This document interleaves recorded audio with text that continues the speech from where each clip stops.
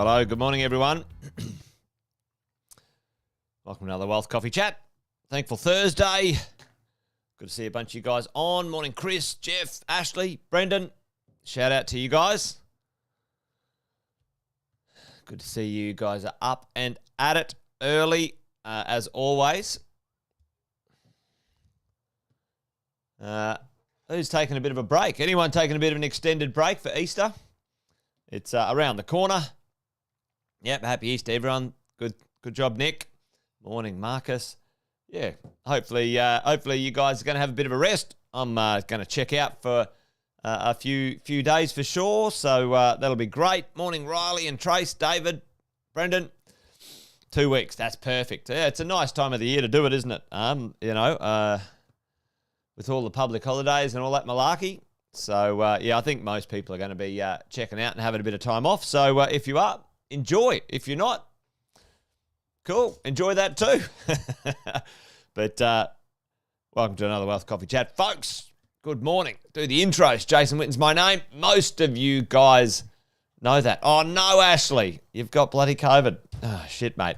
That's such a pain in the neck at the moment, isn't it? You know, it's a bit stop-start all over the place. But hopefully, mate, you've got something to entertain yourself while you're isolating. Morning, Roz, Laura. But today I thought I would touch base on, I've been asked a few times, and some of you guys on this morning might already sort of understand it, but this could be, I've been asked a few times to talk about what equity arbitrage is. Equity arbitrage, I've used it a number of times, for many property investors. Any property investor, every single one of you, will at some point end up with a bucket load of equity, more equity than you probably know what to do with, or can get access to be honest, let's be frank, or Mary or anyone else you want to be. But today we're going to be frank. It's an inevitable part of the process of owning real estate that your properties will eventually, given some time and you having some patience, the value, the growth, the cash flow in your real estate will outstrip your ability in the medium term, to use it. And what the term equity arbitrage is like a little play on words for me, and maybe for you guys, about the idea of, lazy money in our portfolios and us as property investors understanding that we should do something with it. So thought I'd check in on that this morning today. I've got a little spreadsheet up, so hopefully you guys are up for a little bit of spreadsheet activity this morning. And then we'll work through the idea of equity arbitrage, the time frames, what might happen. But here's the idea. What is arbitrage? I just pulled this off of the dictionary or whatever it is. Arbitrage is a simultaneous purchase and sale of the same asset in different markets, right? Different markets, in order to make a profit from a tiny difference in the asset's listed price. Now, that, often what does that mean? Arbitrage is used often in the world of the stock market, where you can purchase, let's say, something in Australia and sell it in another country. You can purchase it cheaper in Australia and you can sell it in another country for more money. For example, you might be able to buy something overseas. Let's say you might be able to buy a computer mouse overseas for $100, but in Australia you can sell them for $150. There's an arbitrage. There's a marketplace difference in the different marketplaces for whatever reason. It's probably a poor example, but the idea is the cost of one thing in one place then can be taken and gotten or created a profit in another place. And how do we do that in the world of our property portfolio and real estate using equity arbitrage? That's what we're here to discuss this morning, or have another look at this, okay, as we go along.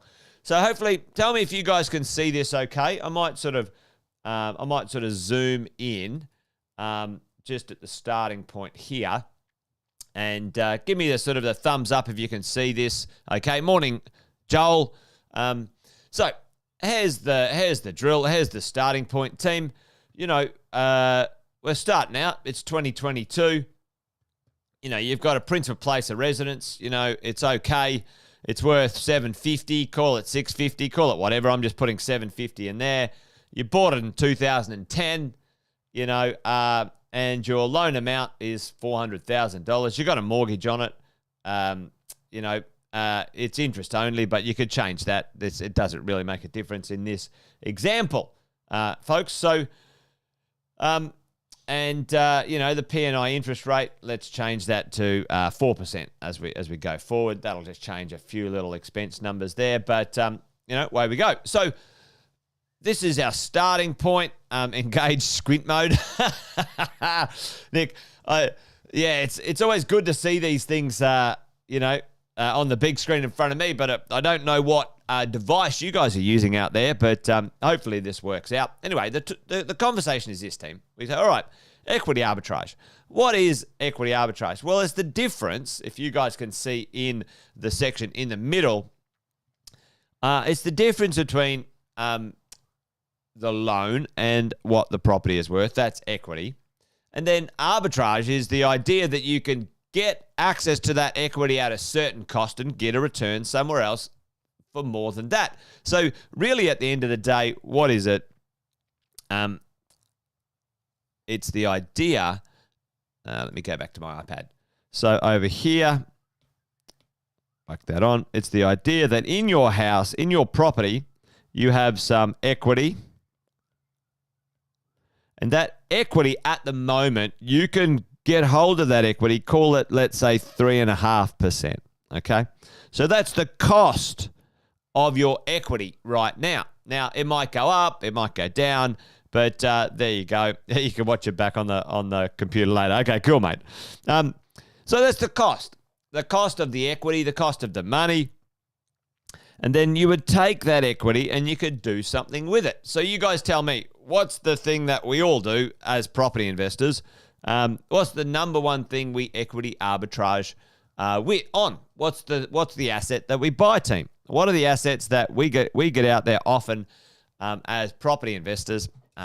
Morning, Alison. Morning, Deb. As property investors, what's the number one asset we're all into? We buy an investment, and Brendan, we buy, a property investment property. So, how do we equity arbitrage that? Well, we take a little bit of our equity from over there, which is costing us 3.5%, and we might get a 4% return from our rent. We might get, call it a 4% return on some capital growth, and we might get a 1% cash back for our tax deductions and savings and all those sorts of things. I added in, some people don't, but I think it's foolish not to add in the extra cash flow you get from saving tax. So call that. So what do the numbers? We create 9% from a cost of 3.5%. And depends on how you roll that. There may be some taxes involved. There may not be. Probably not at that point. You're making, a nice gain of 4.5%. So that's your profit. All right. That's the arbitrage. Now, I'm just using a fancy word, and it's probably not perfect. If an economist dived in there and they wanted to be pedantic, they could probably carry on like pork chops and try and tell me that's not accurate. But the idea is, we took money from here, which cost 3.5. We put it somewhere, and we got a great return. A great return. That's the concept of equity arbitrage, making a profit by taking money and putting it somewhere else. So that's awesome. That's wonderful. For us as property investors, that's the concept of equity arbitrage. We put it in other places. Where I see equity arbitrage more powerful over the long term is when we build our property portfolios and we run out of the ability to borrow. Most of us, especially if you are in the PAYG world, your income, goes up incrementally, not as fast as, let's say, if you're Elon Musk and, one day you're earning X at, one day you're worth $1 billion and the next day you're worth $3 billion. So, unless that's you, well, we're talking about our incomes incrementally, net cash flow incomes incrementally going up over time. But what happens is our portfolio's growth, our equity outgrows our ability to tap into it, team. And the challenge, let's go back here just quickly. The challenge is when our equity blows up, let's say now we've got, this is one big tall house. It's a weird looking house. Your debt's down here. Now your equity, is massive. But your income, your job income has stayed the same. A lot of people in Australia right now have had significant growth in their real estate, but their job income, let's undo that. Their job income hasn't risen significantly enough. So I've got the wrong thing going here. So, their ability to now unlock some of that equity is stuck, okay? And the concept of us then going out and to buy another investment property, you might not be able to do that. So you've got all this equity. I call it the poor little rich people. We've got all this equity. On paper, we're worth a truckload, away we go, right? So how can we, now often, here's the drill, often you can get a little bit, let's say you could get 200K of equity, but you can't borrow another 600K to buy an investment property. So you could get the equity out, but you can't borrow to buy another investment property. What do we do? How can we then now equity arbitrage, make the most of that as property investors as we go along? Okay, so that's the concept. That's the idea. Bob's talking about it there. So perfect, Bob. So there's usually, if we look at this team, there's usually a few things that most of us buy. Equity arbitrage, number one, another investment property. Okay, another investment property. It's the easy one. Number two, what's another easy one? Bob's talking about it there. Some sort of shares from the property market. And, if we say, all right, we buy some shares and we get an overall payout, a dividend, it might not necessarily be a dividend, Bob, at 9%. It might be the sale of some shares plus some dividend blends that return. But, anyway, Bob's going to get a 9% return. So if he borrowed it at 3.5%, he'll end up with a 5% arbitrage income, right?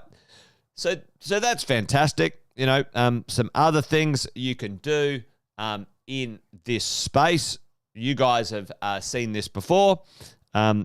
We've chatted about it. Joint ventures, and this is just very one-eyed in my world, where I know I can equity arbitrage and get a great return. 15 to 20% on small developments over a 12 to 18 month period.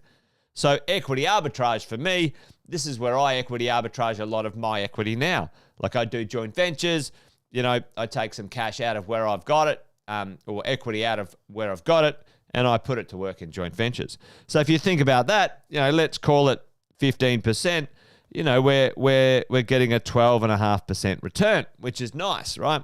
And then the other part where I see a lot of people equity arbitrage, Australian equities, whatever it is. So we've got these things, Team Allison, you can equity arbitrage into another investment property. I personally think this is kind of what I believe works best for most property investors, all right?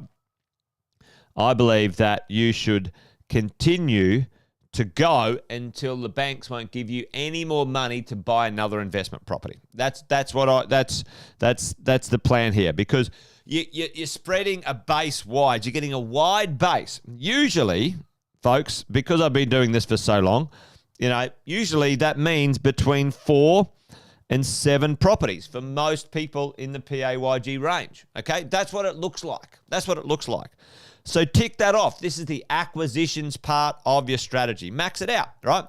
Now, team, the lenders 99% of the time, no, 100%, the lenders won't give you money you can't afford to have based on your position at that point in time, okay? They're not evil people that are going to lend you money so you can go broke. That doesn't, matter of fact, it's the other way around. It's a pain in the ass. Matter of fact, many of us can afford more money and they won't bloody give it to us. Anyway, so max out 4 to 7 properties, right? Then, part of it can be, which I'm a big fan of, some shares. Now, shares are a little less hard to get into. Their liquidity, their ability to buy and sells fast, et cetera, et cetera. So that kind of concept's priced in, right? If you can get access to some other deals, other joint ventures, other things that are going on, higher returns, the risk becomes higher, okay? And I was chatting to Andy Fenton the other day. So risk, if we price risk, he's saying, well, price in here the share market, you could have a 30% loss quite easily in the share market, okay? And he said, like, this is average. If people are worried about their cash and their money, so that's kind of, price it in. If you bought the wrong shares, and this is not advice, obviously, which is, if you bought the wrong shares and your shares went down, you get out and, you dusted 30% of what you put in. Not the end of the world, especially if you still own the real estate that you use the equity from. And that's what I love, because that real estate will make up that mistake medium to long term. But tell me right now, what's the risk in, let's say, joint ventures, doing a small development team? Tell me that one. All right, tell me what you guys reckon. Chuck that in the chat. If you put in $100,000 in a small development, what would be the maximum worst case scenario risk of that JV? Alison here saying, okay, some millennials are buying bricklets. Yeah. A lot of them are, getting in with a little bit so they can get a return on that, which is great. Okay. So as we often increase our returns, folks, as your returns go up, often the risk goes up commensurate with those returns. Okay. That's usually what happens. The percentage of risk in a joint venture is that you can lose 100% of it, all of it. No, Joel, the commensurate risk would be you put in $100,000 and you lose it all. The whole development goes broke. Okay. Now, that percentage, now, obviously, depending on who you're working with and whatever, could be a lot less as a real risk. But, you get what I'm trying to lay down here, okay? Worst case scenario. And the fourth one I see lots of people doing equity arbitrage on is they take some money out of their properties and they start a business. You can get significant returns in business if you know what you're doing. Certainly significant returns on money, in very, very high percentages, okay? So there's the 3 ways of equity arbitraging, team. It's just a fancy way of saying, hey, listen, if you can get access to equity in your property for a really low cost, 3%, 4%, 5%, and then you can take it and put it somewhere else that helps predominantly for a cash flow return. It'll help accelerate your wealth. It'll help accelerate your ability to borrow more money too, more importantly, keep you moving forward, okay? So hopefully that makes sense, team, as you go. Bricklets, Trace, jump online and search it. Trace, it's fractional, so fractional ownership of pieces of real estate for small amounts. 100 people buy one piece of real estate together. It's not bad. There's some hairs on it. There's some problems on it. If you've got enough money to be able to buy your own real estate, that's always the best. But some of the younger people are getting some okay returns out of it. And we'll see how that rolls. It's only a new concept, really, 5 years old or something like that. So, all right, team, there you go. Hopefully that made sense. It's just taking money from where you can get it cheaply and making more somewhere else with it, is really the simple conversation to be had today. All right, that's it. Equity arbitrage chat done. Wealth coffee chat done. Thursday done. Hey, listen, team. No wealth wine and wisdom tomorrow. No wealth coffee chat tomorrow.